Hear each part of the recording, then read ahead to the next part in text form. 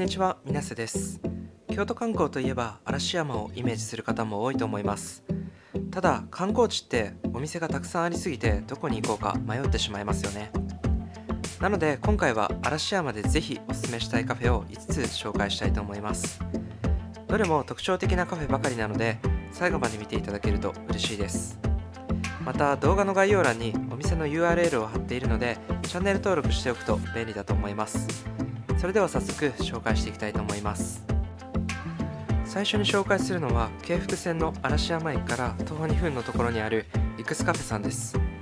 このカフェは旧邸宅を改装しており、日本庭園を眺めながらゆっくりとくつろぐことができるカフェになっています。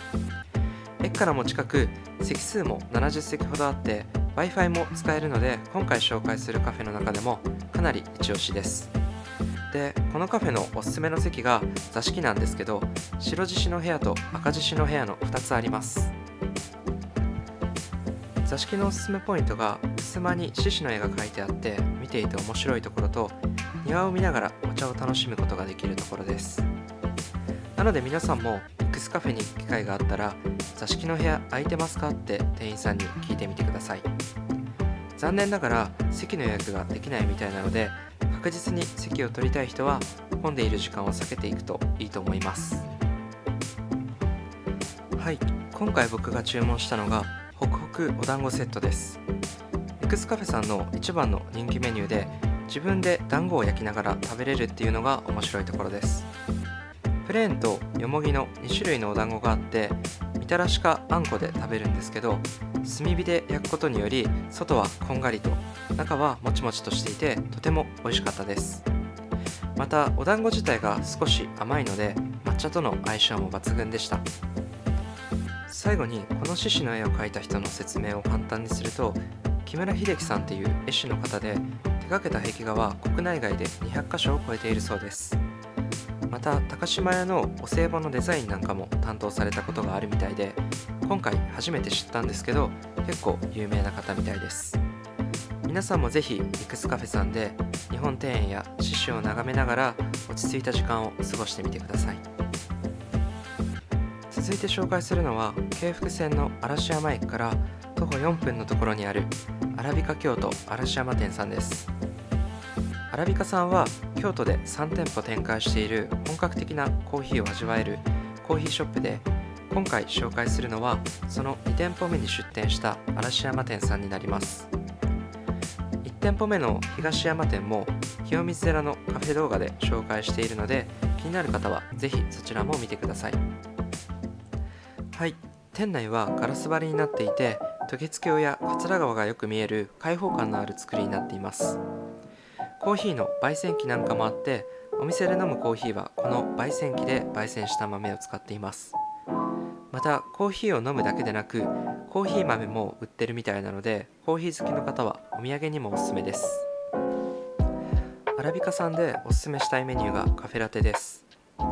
というのも2014年のラテアート世界チャンピオンの山口さんという方が店長を務めているためです。いつもいらっしゃるというわけではないと思うんですけど、運が良かったら世界チャンピオンが作ったカフェラテを飲めるかもしれません。カフェラテの味はエスプレッソの深いコクとミルクのまろやかさが調和したとても美味しいカフェラテでした。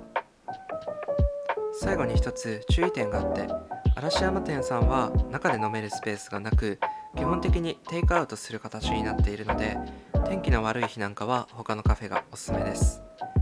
ただ天気のいい日なんかは店の中からの眺めもいいですし、散歩しながらコーヒーを楽しむこともできるのでかなりおすすめです。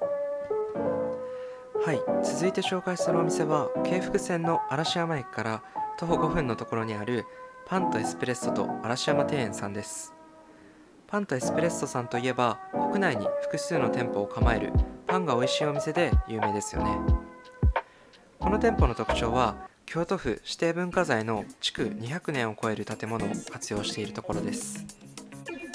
文化財を活用しているカフェはフランソワ喫茶室さんであったり開花堂カフェさんが京都にはあるんですけど、嵐山庭園さんはそことはまた違った和の空間を楽しめるカフェになっています。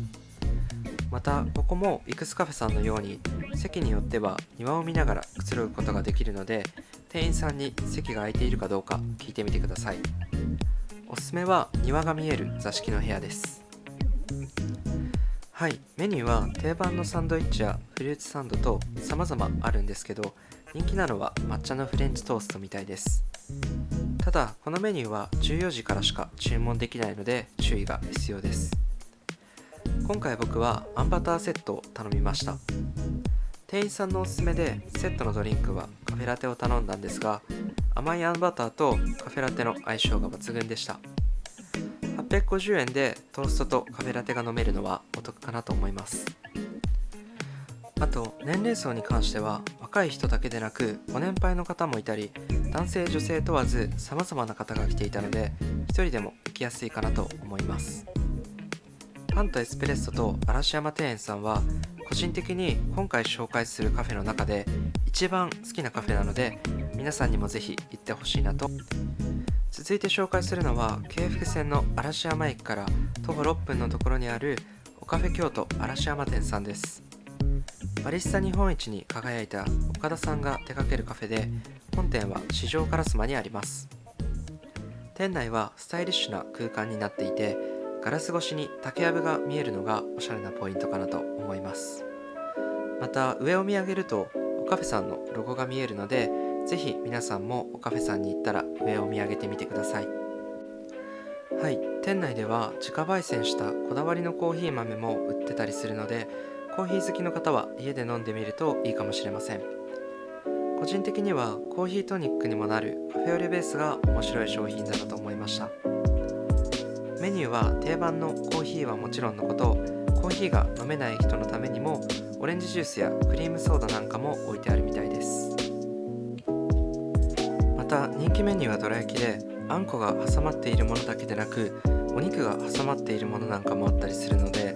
小腹が空いた時なんかにもおすすめです。今回はコーヒーを頼んだんですけど、目の前で丁寧に入れてくれるところがオカフェさんのいいところだと思います。ハンドドリップってぼーっと眺めてしまいたくなるような魅力がありますよね。カフェ巡りを本格的に始めて、前までは自宅でインスタントのコーヒーしか飲んだことなかったんですけど、最近は豆からひいてコーヒーを入れるようにしています。最初はそんなに味が変わるのか半信半疑だったんですけど、香りや味が全然インスタントとは違っていたので、皆さんにもハンドドリップおすすめです。オカフェさんのコーヒーはフルーティーな酸味を味わえる美味しいコーヒーでした。ぜひ一度嵐山に行った際はオカフェさんに行ってみてください。最後に紹介するのは嵐電の常盤駅から徒歩3分のところにあるはしごカフェさんです。銭湯をリノベーションした住宅街の中にある隠れ家的カフェで、観光名所の渡月橋からはちょっと遠いんですけど、他にない空間のカフェなので今回紹介したいと思います。ちなみにこの店名のはしごには人と人とのつながりの架け橋になる空間でありたいという思いが込められているそうです。また名前の通り、店内には至る所にはしごであったりはしごのモチーフがあるので、皆さんも行く機会があったら宝探し感覚でぜひ探してみてください。お客さんは地元の主婦の方が多くいらっしゃって、やはり女性のお客さんが多いんですけど、青いタイルに囲まれた一人のための半個室もあるので、一人で行く人も安心かなと思います。また他にも2人掛けの席なども用意されているので、カップルで行く時や友達と行く時なんかもおすすめです。メニューはかなり豊富で、ランチメニューなんかも美味しいみたいなので、お昼時に行くのもいいと思います。また珍しいのが年中かき氷を食べれるところで、そのかき氷がふわふわで美味しく、よく雑誌なんかにも載ってます。僕が行ったのが少し寒い時期だったので、結局ミックスジュースを頼んだんですけど、関西のミックスジュース特有のドロドロとした美味しいミックスジュースでした。皆さんも嵐山を訪れた際は独特の空間を味わえるはしごカフェさんにぜひ行ってみてください。そういえばはしごカフェさんのように銭湯をリノベーションしたサラサ西陣さんというカフェもあるので、この動画が気に入った方は隠れ家テックカフェの動画もよかったら見ていってください。これで今回の紹介動画は終わりになります。皆さん今回の動画はいかがでしたか？気に入ったカフェが見つかればいいなと思います。